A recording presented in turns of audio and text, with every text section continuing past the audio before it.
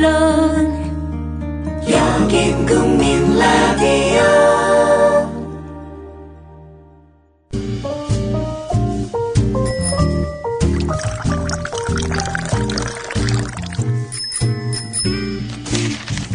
아침신문 귀로 읽기 김용민 PD의 조간 브리핑.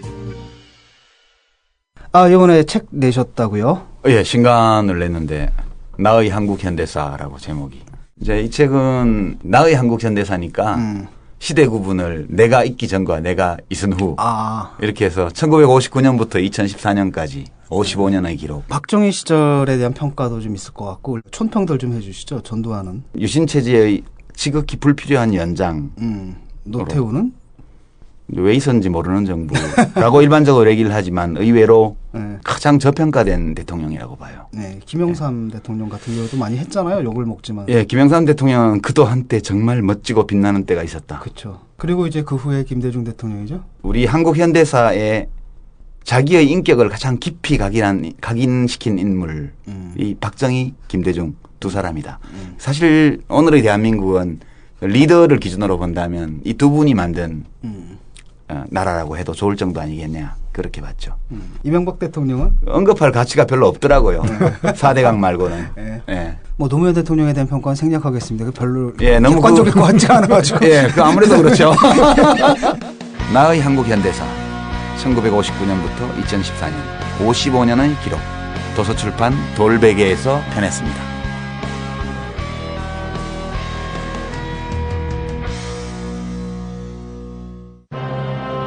때는 바야흐로 힘없는 백성의 울분이 한겨울 눈처럼 소복소복 쌓여만 가는 2014년. 신여성스러운 그 이름 마녀 톡톡. 아이고 여보 영감, 신선한 야채는 삶아서 맛 좋은 과일은 신선함 그대로 동결 건조한 해땡 주스래요. 마누라야, 그럼 영양소 파괴 없이 한 봉지에 담겼겠구만. 한 봉지를 얼른 물에 타주시오. 읽고 있는 견사도 해땡 주스 마녀 톡톡 한잔하고 싶구나.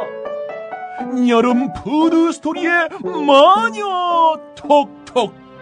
지금 바로 검색창에 마녀 톡톡을 검색하시라.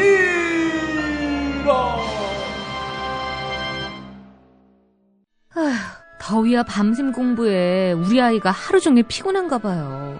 집에서 잘 때라도 편안하게 푹 잤으면 하는데.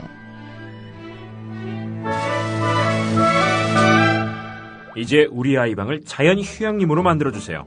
피톤치드 캡슐 톡톡. 강력한 천연 항균은 기본. 피톤치드의 향기로움을 더해 기억력과 집중력을 향상시킵니다. 베개에 톡톡, 이불에 톡톡. 피톤치드와 함께 편안한 잠자리 톡톡. 검색창에 네이처 아이를 검색해보세요. 전국 약국에서도 판매 중입니다. 아참, 수익금의 일부는 국민TV에 후원됩니다. 참고하세요. 네, 8월 5일자 주요 조간신문이 전하는 기사 살펴보겠습니다. 김용민 PD의 조간 브리핑입니다. 안녕하십니까? 네, 안녕하십니까? 예. 육군이죠. 28사단 윤모일병 집단 폭행으로 결국 숨졌고요. 예. 뭐 사건이 발생한 지는 꽤 지났지만 이 실체가 속속 밝혀지면서 파문이 일고 있습니다. 조선일보 3면을 보면 말이죠. 육군 28사단 윤모일병을 집단 폭행해서 숨지게 한 선임병들. 이 사람들이 말이죠. 윤일병의 부모까지 해치겠다. 이런 협박을 한 것으로 드러났다는 겁니다. 잠시 후 조상훈의 뉴스바에서 인터뷰하게 될 군인권센터 임태훈 소장은요. 조선일보 기자에게 윤일병을 집단 폭행해서 숨지게 한 선임병 가운데 주범인 이모 병장은 윤일병에게 나의 아버지가 깡패다. 만약 내가 너를 구타한 사실을 알리면 너의 아버지 사업을 망하게 하겠다. 네 어머니도 섬에 팔아버리겠다. 이렇게 협박했다는 겁니다. 또 이 병장이 그 제왕적 권력을 휘두르면서 부모에게까지 위해를 가하겠다 이렇게 협박하는 데다 직속상관인 하사까지 이 병장에게 굽실거리는 그런 상황이었다고 하는군요. 그래서 윤일병이 부대 지휘관이나 부모 등에게 폭행 사실을 알리지 못하고 혼자 전전긍긍했을 가능성이 높다는 겁니다.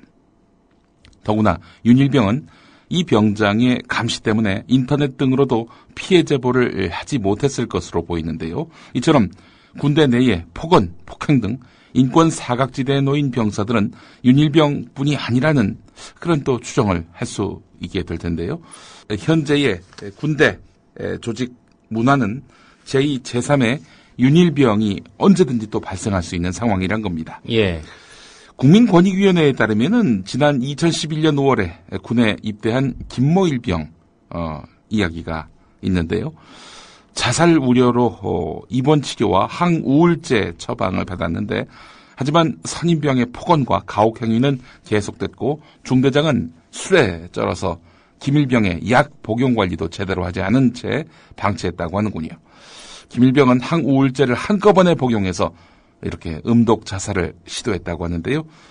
또 실패하니까 며칠 후에 이 칼로 손목을 그어서 자해했다고 합니다. 그럼에도 불구하고 제대로 보호를 받지 못했다고 하는군요.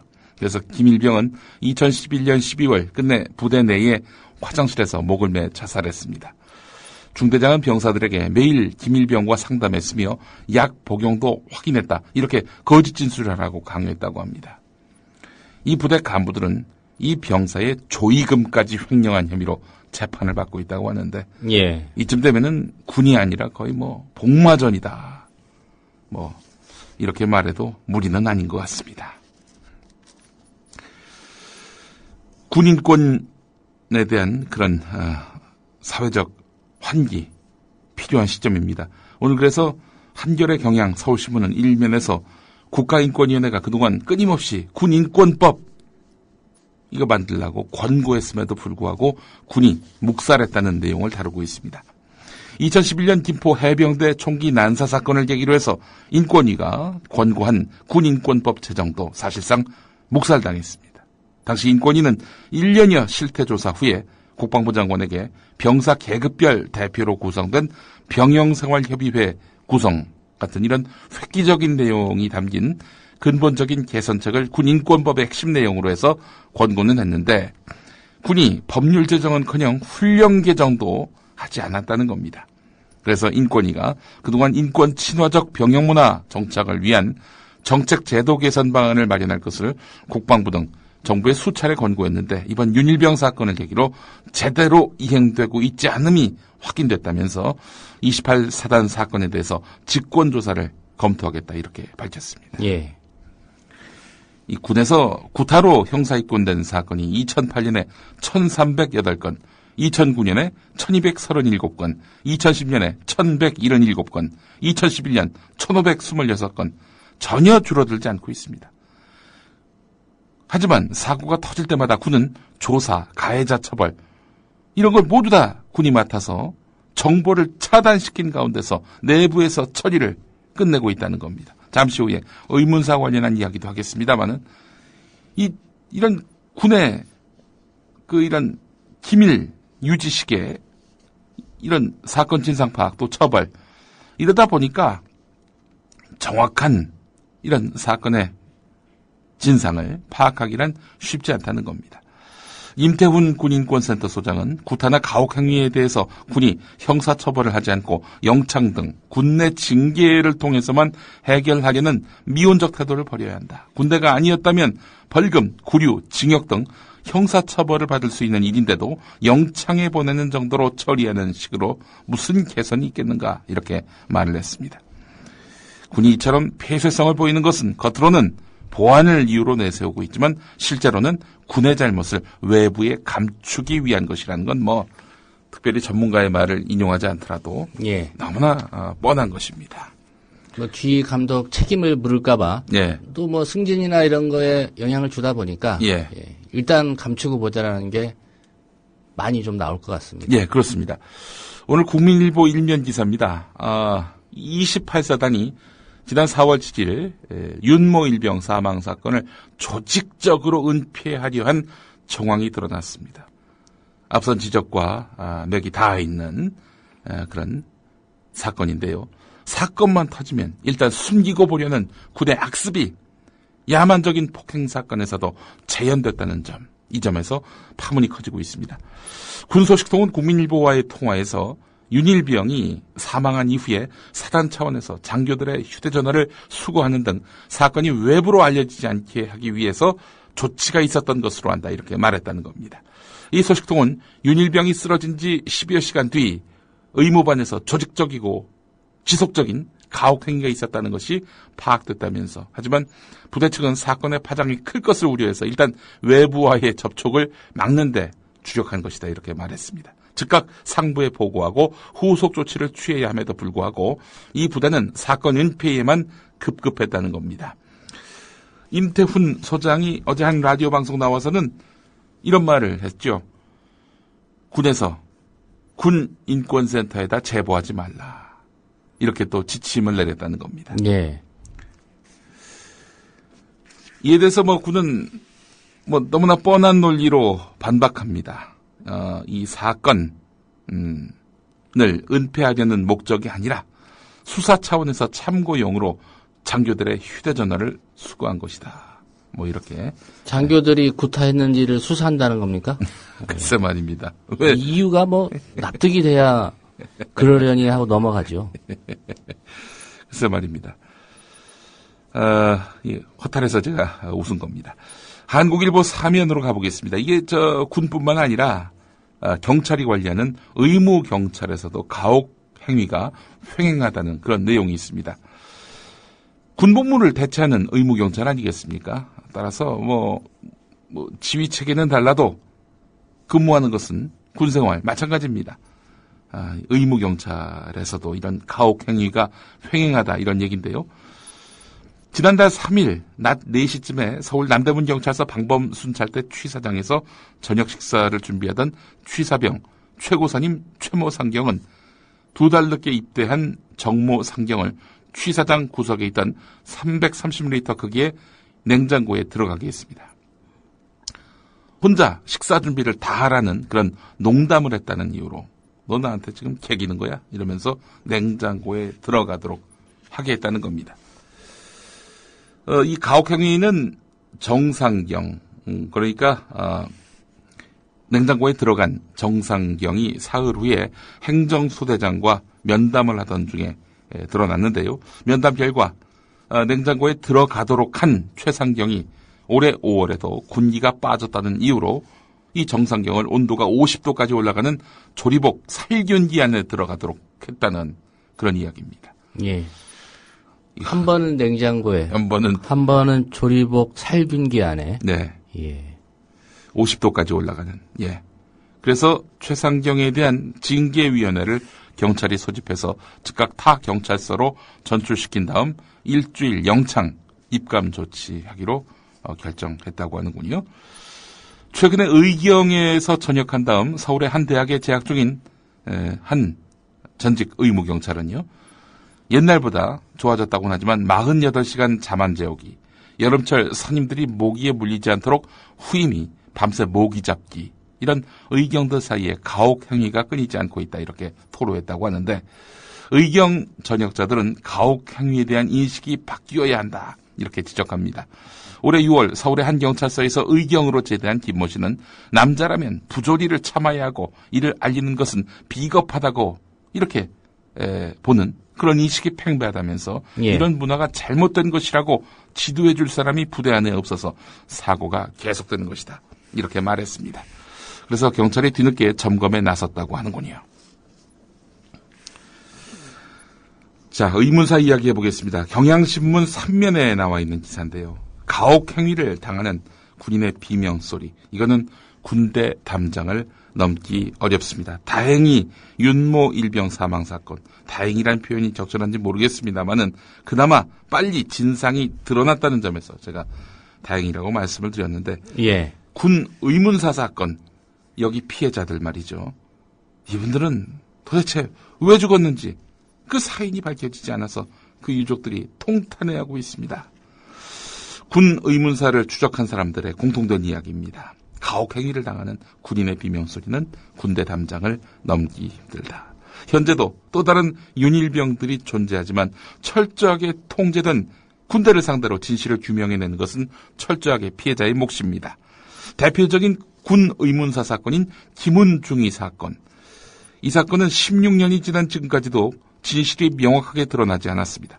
1998년 2월 공동경비구역 내에서 의문의 총상을 입고 사망한 김은중이의 사인을 두고 국방부는 현재까지도 자살이라고 주장하고 있는데 군의문사 진상규명위원회도 3년 동안 이 사건을 조사했지만 2009년 진상규명 불능 이 결정을 내렸습니다. 2012년에서야 총기 격발 실험을 통해서 국민권익위원회가 자살로 보기 어렵다 이런 판단을 내렸고요. 예. 그래서 순직으로 이렇게 판단하라라고 권고 결정을 내렸습니다. 1984년에 일어난 허원근 일병 사망 사건도 30년이 지났건만 재판이 진행 중입니다. 국방부는 자살이라고 했지만 2002년 군 의문사 진상규명위원회는 타살이라고 결론 내렸습니다. 국가를 상대로 제기한 손해배상 청구 소송에서 2010년 1심 재판부는 타살이라고 판단했지만 지난해 2심 재판부는 자살이라고 판단했습니다. 어쨌든 두 사건 많이 다른 것 같지만 공통점이 있습니다. 초기 수사가 엉망이었다는 점입니다. 대법원은 2004년 김은중이 사건에서 10분 만에 현장 검증을 마치고 현장을 보존하지도 않았을 뿐 아니라 타살 입증의 단서가 될 수 있는 증거를 간과했다 이렇게 밝혔습니다. 허원근 일병 사건에서도 사인을 자살로 본 항소심 재판부는 이 사건을 30년간 의문사로 만든 큰 원인은 군 수사기관의 현저한 부실 수사 탓이라고 이렇게 지적을 했습니다. 예. 이 군 문제 해결할 방법이 없을까요? 군을 없앨 수는 없고 말이죠. 분단 예. 상황에서. 예. 이런 생각을 해봅니다. 예. 어버이연합 이분들 애국심이 높지 않습니까? 예. 이 군을 젊었을 때 보내지 말고 예. 한 5, 60 나이 들어서 입대를 시키는 방법. 예. 예. 지금 뭐 체력적으로 어떤 전투 상황에서 뛰어난 체력을 요구하는 그런 현대전의 개념이 아니기 때문에 예. 네. 그런 생각도 좀 해볼 법한데 어떨지 모르겠습니다. 예. 이번엔 세월호 참사 관련한 소식입니다. 참 국가가 제 역할을 못하고 있다. 이런 점에서 이런 윤일병 사망 사건 또 세월호 참사 사건 맥이 다 있습니다.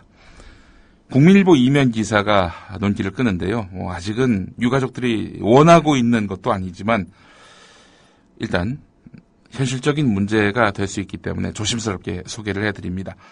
세월호 참사 현장에서 구조된 다음 모든 것이 내 책임이라면서 스스로 생을 마감해서 주의를 안타깝게 했던 경기 단원고등학교 고 강민규 전 교감, 이분에 대해서 최대 2억 원의 사망보험금이 지급될 전망이라는 기사입니다. 사실 전통적으로 스스로 목숨을 끊은 분들, 이분들은 보험의 대상이 되지 않지요.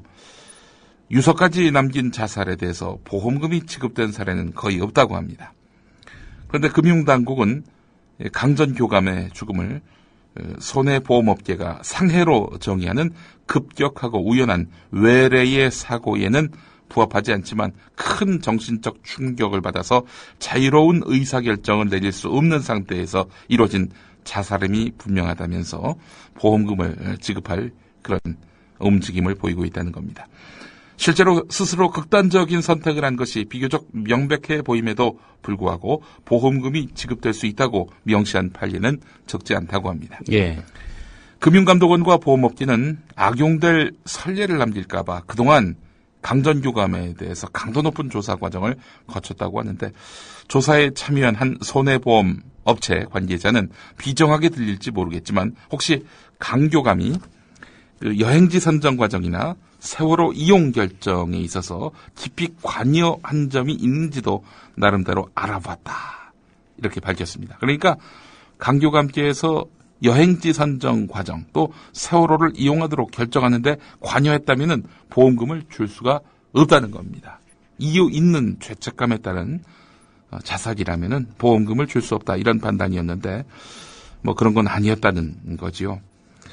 이 강전교감은 공무원 복지 포인트로 보험료를 결제하는 교직원 단체 손해보험에 가입했습니다. 여러 보험사가 합동으로 보험금을 지급하는 상품인데요. 보험사들이 합의 권고를 수용하면은 보험금이 지급되는데요. 하지만 반대하는 보험사가 생기게 되면은 해당 민원은 분쟁조정위원회에서 다시 판단을 받아야 한다고 합니다.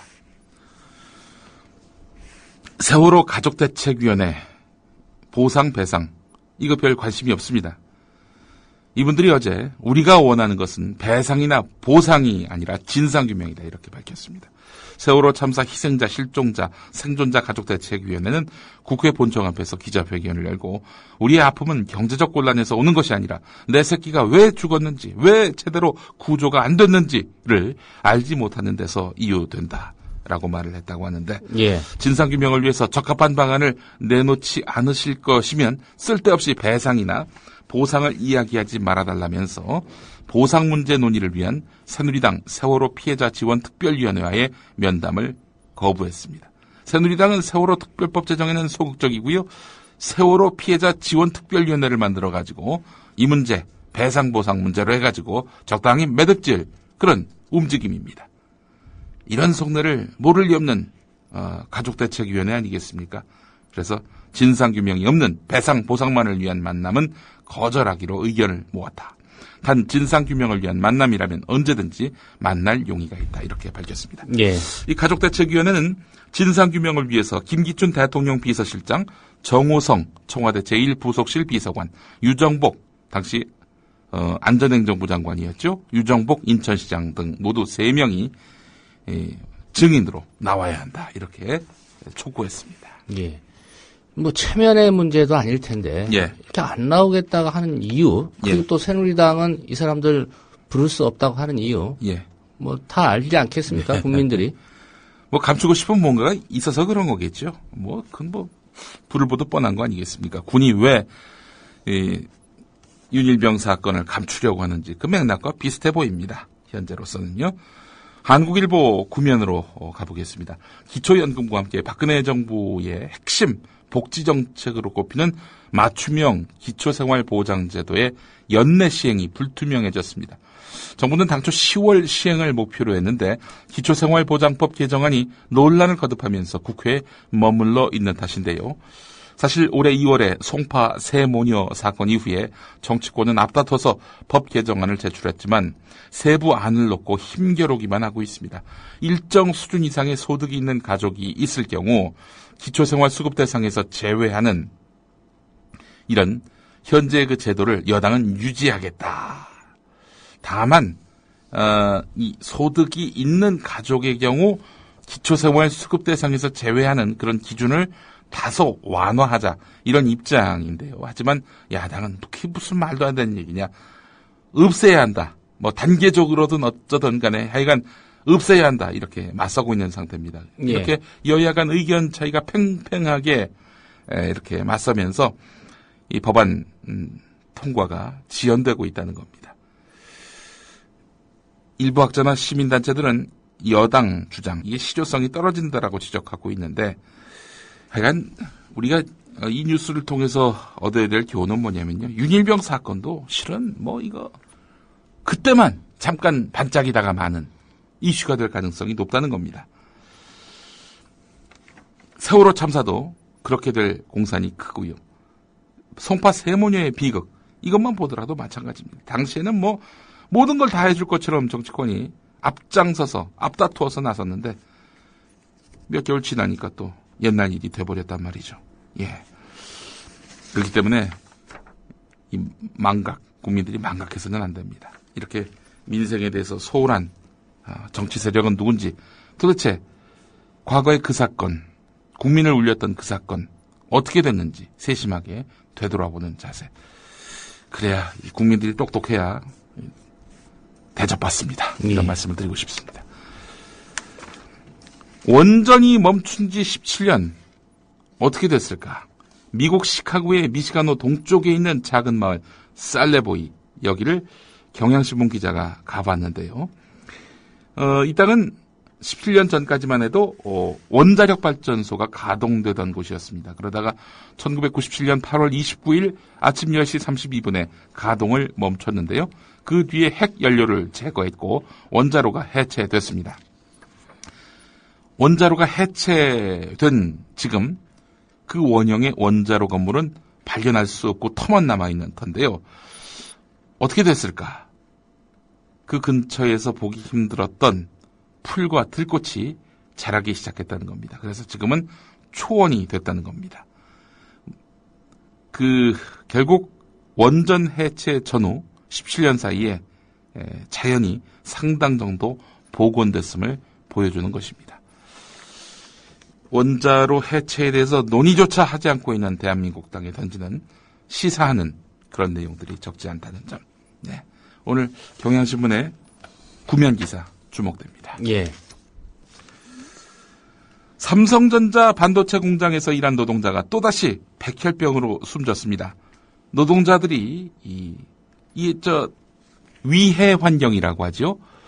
해가 될 수 있을 만한 그런 환경에 여전히 노출돼 있다는 방증이 아닐 수가 없습니다. 반올림이라고 하죠. 반도체 노동자의 건강과 인권 지킴이, 줄여서 반올림인데, 이 반올림의 위해 환경 개선 촉구 요구 그동안 쭉 이어져 왔는데 말이죠. 이에 대해서 삼성은 무리한 요구다라면서 맞섰단 말이죠. 예. 이런 삼성 쪽의 입지가 약해지게 됐다라는 그런 기사입니다. 그동안 반올림은 안전보건관리 종합진단, 화학물질 취급 현황 등 각종 정보를 공개하는 것, 그리고 사업장의 안전관리를 외부에 감독받도록, 그리고 노동자 참여를 위한 노조 설립, 활동, 이걸 허용하라는 내용을 그동안 삼성 쪽에 요구해 왔는데 삼성은 무리한 요구라면서 받아들이지 않았습니다. 이렇게 맞서는 사이에 삼성 반도체 노동자가 또 백혈병으로 숨졌다는 겁니다. 그분은 23년 동안 설비 유지, 보수 업무를 담당했던 40대 노동자였다고 합니다. 예. 삼성은 이번에도 유족들의 아픔을 덜도록 노력할 것이다 이렇게 말을 했다고 하는데 왠지 윤일병, 세월호에 대응하는 군과 정부의 대응책과 많이 유사해 보이지 않습니까? 이 사건을 구조적인 문제라고 인정하지 않고 그냥 돌아가신 분, 그 개인의 불행으로 이렇게 규정 지으려 하는 거 아니겠습니까? 교통사고니, 일과적 사건이니, 이렇게 말입니다. 이 문제 삼성이 풀겠다고 선언하지 않았습니까? 그렇죠. 그 협의는 또 어떻게 진행이 되고 있는지 예. 한번 짚어봐야 될 것 같습니다. 현재 대화는 있는데 진전은 안 된다고 합니다. 예. 현재 상황은 그렇습니다. 이 기사 하나 더 보고 마무리하겠습니다. 한겨레 8면에 나와 있는 내용인데 2년 전 경기도의 한 중학교에서 20대 중반의 교사가 중학교 3학년 여학생과 사귀기 시작했습니다. 두 사람은 성관계도 했습니다. 이들의 관계는 이 여학생이 고등학교에 진학한 뒤에도 지속됐는데요. 그러다 이 여학생이 또래 남학생과 사귀니까 이걸 안 선생님은 이 여학생을 밤늦게까지 붙잡아두고 화를 냈습니다. 이 때문에 집에 늦게 들어가니까 부모님이 수상하게 여겼어요. 추궁을 했는데 이 여학생은 그 교사와의 관계를 실토했습니다. 충격을 받은 부모는 이 교사를 고소했는데 이 교사는 경찰 조사 과정에서 강제로 성관계를 한 것이 아니라고 주장을 했는데 또 이 여학생도 선생님을 사랑했다 이렇게 말을 했다고 합니다. 이 사건을 송치받은 검찰은 골머리를 앓기 시작했습니다. 기소하려고 했는데 적용할 법 조항이 없다는 겁니다. 형법은 만 13살 미만 미성년자와 성행위를 하면 비록 합의에 의한 것이라도 강간으로 간주하도록 이렇게 하고 있는데 근데 이 여학생은 당시 만 15살에서 16살이었습니다. 예. 검찰은 이 교사가 아동에게 음행을 시키는 행위를 했다고 보고 아동복지법 위반 혐의를 적용하려고도 해봤는데 대법원 판례는 해당 조항이 아동이 제3자와 음행을 하게 한 것을 금지하는 것이지 아동과 직접 음행하는 것까지 포함하는 의미로 볼 것은 아니다 이렇게 해석을 해서 결국 이 교사는 지난해 무혐의 처분을 받았습니다. 이런 일들이 종종 발생한다고 하는데요. 일각에서는 청소년의 성보호를 위해서는 기준 연령을 높여야 한다 이런 목소리를 내놓고 있습니다. 13살이 아니라 그 이상의 나이로 해서 성보호 연령을 올려야 한다. 이런 이야기입니다. 예. 오늘 여기까지 해야 될 것 같습니다. 네, 잘 들었습니다. 김용민 PD의 조간 브리핑이었습니다. 대통령의 눈물 몇 방울에 이미 완전히 침몰한 세월호는 또 한 번 물속으로 가라앉았습니다. 수학여행을 가던 길이었는데 정말 다행스럽습니다. 전원이 다 구조됐다는 소식, 이 소식 전해드립니다. 군 당국은 해군 함정들은 물론이고 육군과 공군까지 동원 가능한 모든 전력을 침몰 사고 현장에 급파했습니다. 담화 내용을 보면요, 예상을 뛰어넘은 일종의 국민들한테 좀 충격을 좀 준 것 같습니다. 그런 면에서 본다면 대통령의 이제 담화는 매우 성공적이었다, 저는 그렇게 보여지고요. 유병헌 씨의 도피를 돕다가 체포된 30대 여성 신모 씨의 모발과 순천 별장에서 가져온 체액이 묻은 휴지의 DNA 검사 결과가 언론이 사회의 공기라고요? 갈 길을 잃어 표류하면 흉기가 될 수 있습니다. 권력과 자본으로부터 완벽하게 독립한 협동조합 언론, 미디어 협동조합. 조합원이 돼 썩지 않도록 계속 커가도록 힘이 돼주십시오. 조합원 가입은 미디어 협동조합, 국민TV 홈페이지에서 하실 수 있습니다.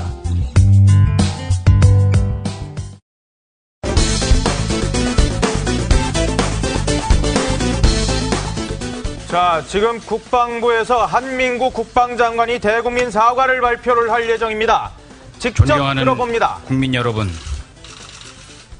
지난 4월 7일 육군 제28사단에서 구타 및 가혹 행위로 윤모 상병이 유명을 달리한 사건에 대해 국민 여러분께 큰 충격과 심려를 끼쳐 깊은 사과의 말씀을 올립니다.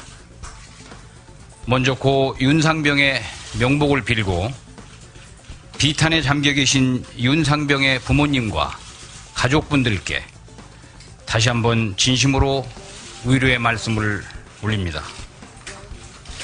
저와 군 지휘부는 이번 사건을 21세기 대한민국에서 결코 일어나서는 안 될 반문명적이고 반인륜적인 범죄라고 인식하고 있습니다. 윤상병은 신성한 병역 의무를 수행하기 위해 입대했으나 병역 내에서 인간의 존엄성이 일상적으로 파괴되고 극심한 육체적 고통을 받는 가운데 한마디 하소연조차 하지 못하고 죽음에 이르렀습니다. 그럼에도 불구하고 이러한 일이 발생할 때까지 우리 군은 이를 예방하고 관리, 감독해야 할 책임을 다하지 못했습니다. 문제는 10년 전에도 이런 일이 발생했다는 점입니다. 2005년 각종 방송 뉴스. 현역과 제대군인을 막론하고 7명 가운데 1명이 성폭력 피해를 받던 것으로 드러났습니다. 특히 피해를 본 사병이 계급이 오른 뒤에는 가해자로 돌변하는 경우가 많아서 성폭력의 대물림이 심각했습니다. 권력을 행사하는 수단으로 작용되기 때문에요. 자신의 피해 경험이 자연스럽게 자기가 선임병이 되었을 때 통제 수단의 하나로 자연스럽게 이것이 불려들여오는 거죠. 성폭력은 주로 포옹 혹은 가슴이나 엉덩이 등 신체를 만지는 경우가 전체의 75%를 넘었고 장소는 내무반, 샤워실, 화장실 그리고 초소에서도 벌어진 것으로 조사됐습니다. 군에서 발생하고 있는 구타와 가혹 행위는 이제 국방장관까지 나서야 할 정도로 심각한 지경이 됐습니다. 올해 들어 육군에서 일어난 자살 사건 12건 가운데 대부분이 가혹행위 때문이라고 하는데요. 폭행과 가혹행위 때문에 멀쩡하던 아들이 심각한 정신 이상 증세를 보이고 있다는 한 어머니의 호소를 구병장이 정신병원에 입원한 건 이번이 3번째. 처음 이상해진 건 입대 1년 만인 지난 2003년 10월 일병 때입니다. 내무반에서 기절해 병원에 실려갔는데 당시 일을 하나도 기억하지 못하고 있습니다. 고참이 모포를 뒤집어 쓰고 있으라고 했고 그 뒤 기절했다는 게 기억의 전부입니다. 자유와 인권이 몸에 밴 신세대 장병들에게 군 생활이 더욱 힘든 건 사회에서와는 전혀 다른 통제 문화 때문인데요. 자유를 원하고 간섭받는 건 정말 싫어한 것 같아요. 저도 그렇고 주변 친구들도 이제 조금만 구속당하면은 다 짜증내고 그래가지고. 하지만 군복을 입는 순간 일단 군대는 무조건 통제가 있으니까 사람이 사람을 통제하는 게 그게 가장 정신적으로 많이 스트레스 받았거든요. 극단적으로 모순된 두 문화의 충돌은 개인의 갈등으로 이어집니다. 전체 병사 10명 가운데 1명꼴로 군대 부적응 현상을 앓고 있습니다. 뭐라고 한마디 하면은 그거에 대해서 너무 민감한 반응을 보이고 그냥 혼자 화장실에서 울 때도 있고 로선수를 겪는 경우도 있고요. 육군 훈련병들에게 인분을 먹인 사건이 국민적인 분노를 일으키자 국방부 장관이 사과문을 발표했고 물의를 일으킨 장교는 구속됐습니다. 귀중한 자식 형제들 군대 보낸 가족들 마음의 상처가 조금이나마 가라앉았을런지. 이제부터 들으실 내용은 당시 국방부 장관의 사과. 그런데 인분 먹인 사건이 아니라 당시 있었던 또 다른 사건, 즉 총기 난사 사건과 관련한 것. 앞으로 부상 장병들이 조속히 치유되도록 재반 조치에 만전을 기하고 철저한 사후 조치는 물론 근본적인 재발 방지 대책 마련에 최선을 다하겠습니다. 다시 한번 유가족과 국민 여러분께 깊이 사과드립니다. 걱정은 10년 뒤에 우리가 다시 국방장관의 부질없는 사과를 들어야 했다는 것이고 아마 또 10년 후에도 그러해야 할지 모른다는 점.